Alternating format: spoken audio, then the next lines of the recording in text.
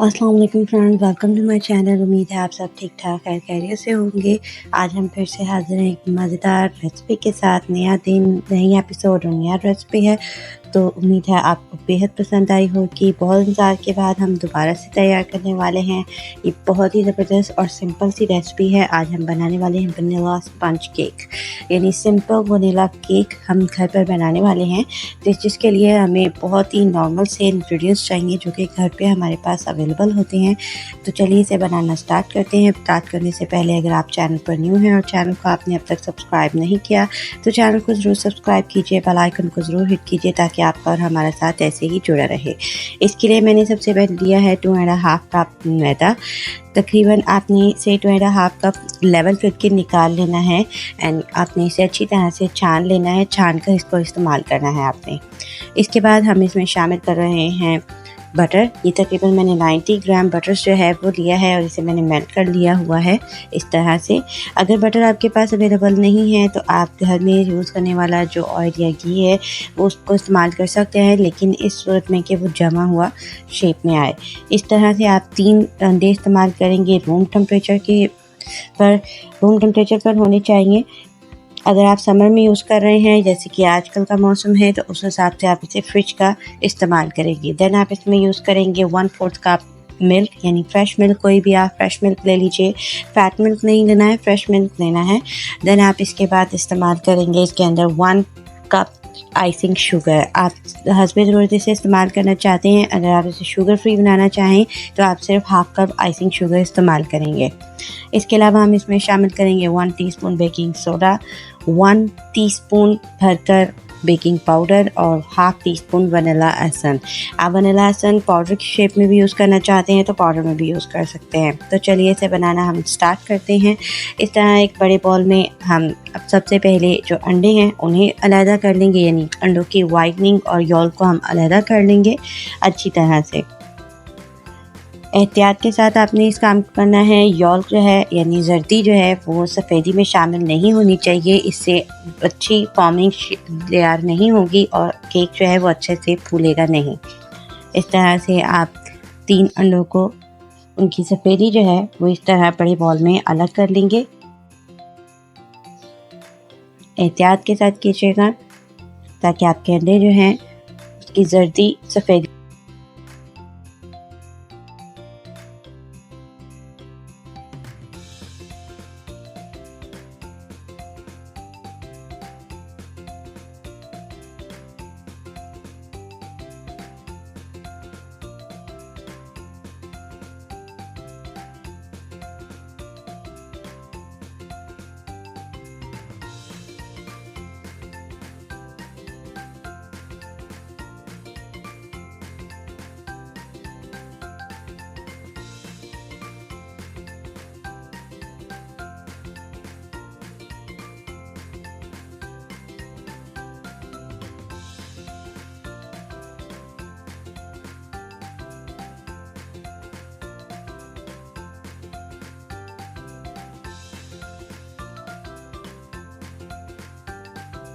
हमने तीनों एग्स के जो यॉल्क्स हैं यानी जर्दी हैं उन्हें अलहदा कर लिया है। सफ़ेदी को हमने बॉल में शामिल कर लिया है, जिसे अब हम स्टार्ट करेंगे लो मीडियम फ्लेम के साथ। इसे हम अच्छी तरह से स्पीड पर करेंगे बीट। हैंड बीटर अगर आपके पास है तो आप उससे भी कर सकते हैं, लेकिन अगर इलेक्ट्रिक बीटर है तो बेस्ट है आप उससे इसे कीजिए। आपको तकरीबन इसे फॉर्म में शेप के अंदर लाते हुए तकरीबन 5 से 10 मिनट लग जाएंगे और ये बेहतरीन सा फॉर्म जो है वो रेडी हो जाएगा। इस तरह से आपको इसे अच्छी तरह से बीट करना है। हमें इसे इतनी बीटिंग करनी है कि जब हम बॉल को टर्न करें तो हमारी जो फॉर्मिंग वाला मटेरियल है वो बॉल से हिले भी नहीं। बिल्कुल स्टक फॉर्म की शेप में ये हमारे पास रेडी हो जाए। इस तरह से आप 1 हैंड पर इन्हें अच्छी तरह से बीट कर लीजिए।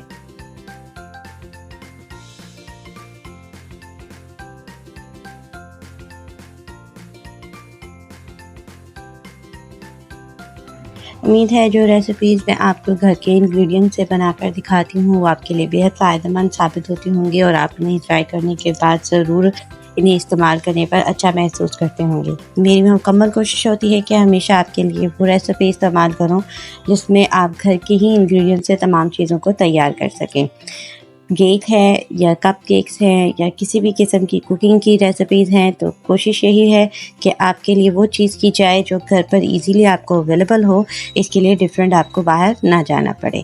अब आप ये देख सकते हैं हमारी फ़ॉर्म कितनी ज़बरदस्ती तैयार हो चुकी है।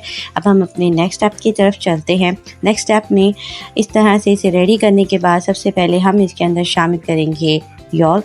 आप स्टेप बाय स्टेप भी डाल सकते हैं और अगर आप इकट्ठे डालना चाहें तो इकट्ठे भी डाल सकते हैं। स्टेप बाय स्टेप डालने से सिर्फ इतना है कि आपकी बीटिंग कम होगी, क्योंकि हमें हर जगह पर इक्वली बीटिंग नहीं करनी है। बीटिंग बस इतनी ही करनी है जितनी ज़रूरत होती है। मोस्टली जो बीटिंग केक के अंदर स्पेशली ज़रूरत होती है वो वाइटनिंग को फॉर्म में शेप करने के लिए और चीनी यानी शुगर जो हम यूज़ करते हैं, आइसिंग शुगर, उसे अच्छी तरह से इसे मैश करने के लिए हम इस्तेमाल करते हैं। उसके अलावा बेटर ऑप्शन तो यही है कि आप हाथ से ही केक का जो बाकी का बैटर है उसे बीट किया करें।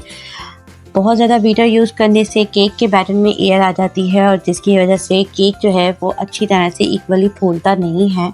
इसलिए इस बात का ख़ास ख्याल रखा करें कि आपके केक में एयर शामिल ना हो और आपका केक जो है वो अच्छी तरह से रेडी हो सके।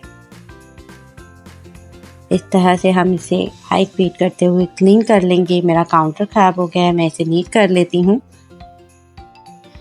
अब इस तरह से हम इसे रेडी कर चुके हैं। अब हम इसके अंदर स्टेप बाय स्टेप अपने ड्राई इंग्रेडिएंट्स शामिल करेंगे। मैं 2 पोर्शंस में इसके अंदर शुगर शामिल करूँगी, आइसिंग पाउडर। इस तरह से हम इसे स्टेप बाय स्टेप शामिल करते हुए बीट कर लेंगे। आइसिंग शुगर जब आपने इसके अंदर बीट करनी है तो आपने इसको मीडियम स्पीड पर रखना है ताकि इजीली ये इसके अंदर अच्छी तरह से शामिल हो सके। मैंने तकरीबन 2 पोर्शंस के अंदर इसे डिवाइड करते हुए ऐड किया है इस तरह से।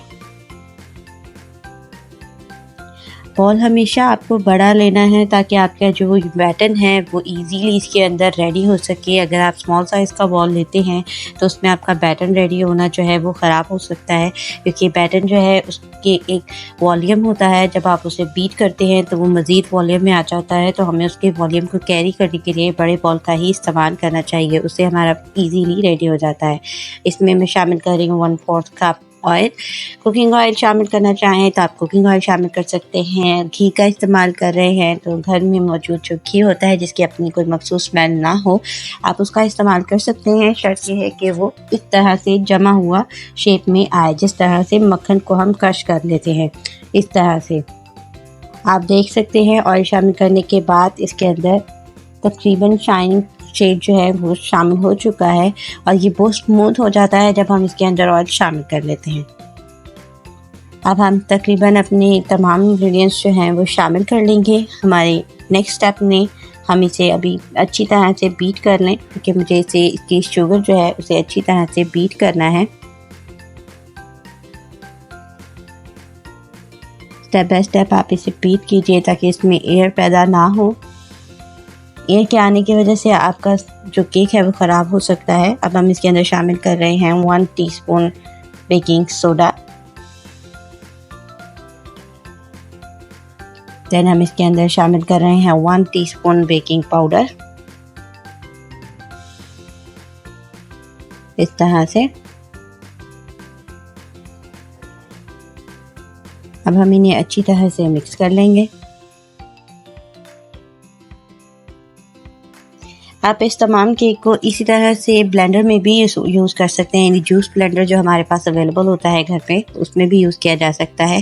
देन आपने जस्ट इसमें जो ड्राई इंग्रेडिएंट्स हैं उनमें से मैदा जो है उसे आपने बिल्कुल लास्ट में शामिल करना है। अब हम इसमें शामिल कर रहे हैं 1/4 कप मिल्क, यानी फ्रेश मिल्क है, इसे मैंने छान लिया हुआ है, रूम टेम्परेचर पर है। इसके अलावा हम इसमें शामिल करने लगे हैं अपना 2.5 कप मैदा, यानी फ्लोर, जिसे हमने अच्छी तरह से छान लिया हुआ है। हैंड बीटर की मदद से अब मैं इसे अच्छी तरह से बीट कर लूँगी ताकि ये अच्छी तरह से रेडी हो सके। तकरीबन हमारा जो केक है उसका बैटर रेडी हो चुका हुआ है। इस तरह से हम इसे अच्छी तरह से रेडी करेंगे। हमारा बैटर तकरीबन तैयार है। अब बिल्कुल लास्ट में हम इसके अंदर शामिल कर रहे हैं 1 टीस्पून, ये मुझसे ज़्यादा हो गया है, 1 टीस्पून वनीला एसेंस आपने इसमें शामिल करना है। आप इसमें वनीला पाउडर यानी वनीला आइसिंग शुगर जो होती है उसका भी यूज़ कर सकते हैं। मेरे पास प्रेफरेबल वनीला एसेंस था, इसलिए मैंने उसमें उसका लिक्विड एसेंस जो है उसका इस्तेमाल किया है। इस तरह स्पैचुला की मदद से आप इसे फोल्डिंग कीजिए। आप देख सकते हैं हमारा बैटर बेहद स्मूथ है। अब हम इसको मोल्ड में शामिल करेंगे इस तरह से। घर पर बच्चों के साथ इन एक्टिविटीज़ को ज़रूर कीजिए। ये छोटी छोटी एक्टिविटीज़ हैं जो बच्चों को आपके और भी करीब लाती हैं और बच्चे अपने घर के माहौल में बहुत अच्छी तरह से रच बस जाते हैं। इसलिए अपने बच्चों को इन एक्टिविटीज़ में ज़रूर ऐड कीजिए ताकि वो भी इन एक्टिविटीज़ से अच्छी तरह से खुश हो सकें। आपके साथ वो मिलकर इस तरह के काम करने में और भी अच्छा महसूस करते हैं और उनका दिन भर का जो इंटरटेनमेंट का ऑप्शन होता है वो मोबाइल से हटकर घर की चीज़ों में भी शामिल हो जाता है। 360 डिग्री पर मैंने अच्छी तरह से ओवन को प्री हीट कर लिया था। अब हम इसके अंदर शामिल करें, इसको तकरीबन 45 मिनट के लिए बेक करेंगे। देचकी में अगर आपने इसको बनाना है किसी भी बड़े बर्तन में तब भी आप इसे प्री हीट कर लेंगे। देन उसके बाद आप इसे तकरीबन 40 to 45 मिनट के लिए पकने के लिए छोड़ देंगे। बिल्कुल पकने के बाद ये हमारे पास तैयार खड़ा है। देख सकते हैं कितना ज़बरदस्त हमारा केक जो है वो रेडी हो चुका हुआ है। बहुत ज़बरदस्त इसका कलर आया है। तो चलिए अब हम नेक्स्ट इसे रेडी करते हैं और प्लेट में डिश आउट कर लेते हैं इस तरह से। अभी ये बहुत ज़्यादा गर्म है, मैं नाइफ की मदद से इसके कॉर्नर्स को रिलीज़ कर लूँगी ताकि मैं इजीली इसे इसमें से निकाल सकूँ। इस तरह से आप इजीली इसे इसमें से रिमूव कर सकते हैं। इस तरह बटर पेपर की मदद से मैं इसे मोल्ड में से निकाल लूँगी। आप ये देख सकते हैं कितना ज़बरदस्त हमारा पैन जो है वो रेडी है। तो हमने अपने केक की तमाम चीज़ें रेडी कर ली हैं। आप ये देख सकते हैं हमारा केक जो है वो अच्छी तरह से ड्राई हो चुका है। इस तरह से ये देखिए ये बेहद ड्राई हो चुका है और हमारा केक बिल्कुल रेडी है। तो उम्मीद है आपको आज की रेसिपी बेहद पसंद आई होगी। मुझे तो आज बेहद मज़ा आया क्योंकि मैंने बच्चों के साथ मिलकर इसको बनाया है और मेरी एक्टिविटी में तो बहुत ज़्यादा इजाफा हुआ है। बच्चों ने केक भी बहुत शौक से खाया है। तो उम्मीद है आप भी अपने घर में बच्चों के साथ मिलकर इस चीज़ को ज़रूर ट्राई करेंगे तो आपको बेहद मज़ा आएगा और आपकी खुशी में भी बेहद इजाफा होगा। तो फिर मिलते हैं एक नए एपिसोड के साथ। तब तक के लिए मुझे इजाज़त दीजिए। दुआओं में हमें याद रखिए। चैनल पर अगर आप न्यू हैं, चैनल को अब तक आपने सब्सक्राइब नहीं किया तो चैनल को ज़रूर सब्सक्राइब कीजिए, बेल आइकन को ज़रूर हिट कीजिए ताकि आपका और हमारा साथ इसी तरह जुड़ा रहे। तब तक के लिए अल्लाह हाफ़िज़।